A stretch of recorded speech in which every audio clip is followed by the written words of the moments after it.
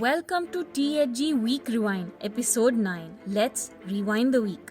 On Monday, the All India Muslim Personal Law Board said it will seek support from non-BJP chief ministers of the country to oppose the waqf bill in the parliament. In a meeting led by AIMIM chief and Hyderabad MP Asaduddin Owaisi, Telangana State Waqf Board becomes the first waqf board in the country to oppose the Waqf Amendment Bill 2024 with the support of Telangana CM Revanth Reddy. On Tuesday, Bidar's Shaheen Group adopted the historic Mahmood Gawan Madrasa in Bidar, Karnataka. An MOU signed with the Archaeological Survey of India will see the historic site upgraded with modern amenities including accessible facilities and improved hygiene. Visitors can expect new transport options, a cafeteria, Wi-Fi and enhanced security measures. On Wednesday, Bollywood actor and BJP MP from Mandi, Kangana Ranaut, sparked controversy by claiming in an interview that during the farmers' protest there were incidents of bodies hanging and rapes.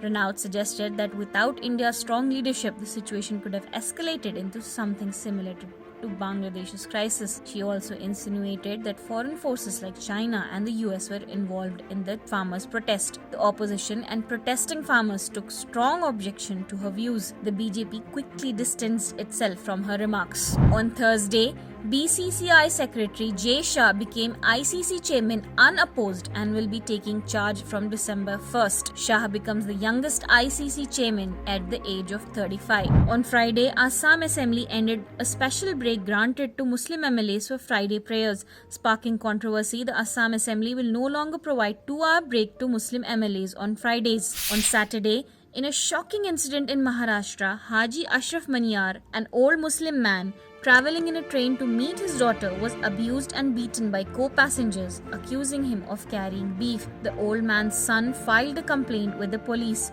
while netizens called out the sad state of affairs of minorities in India. In sports news, India won 4 medals at the Paris Paralympics. Shooters Avani Lekhara and Mona Agarwal earned gold and bronze in the women's 10-meter air rifle standing final, with Avani becoming the first Indian woman to win 2 Paralympic golds. Manish Narwal added a silver in the men's 10-meter air pistol final, while sprinter Preeti Pal secured bronze in the women's 100-meter final. That's it for today. Follow for more.